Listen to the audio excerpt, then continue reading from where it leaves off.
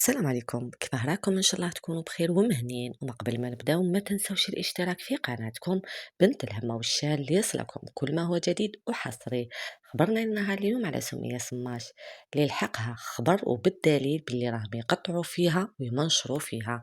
وبيان سور هي ما سكتتش وحطت هذا ستوري عبر الانستغرام وقالت: بكري الكبار كانوا يغيروا من الصغار، دوكا خرجت موضة جديدة الصغار يغيروا من الكبار.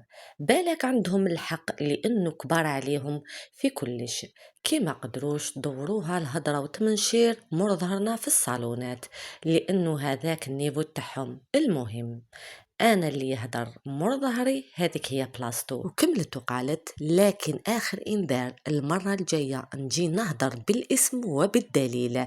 بالك راهي تتوحم عليا. المهم اذا راكي تتوحمي عليا رايح يجي شباب وليدك.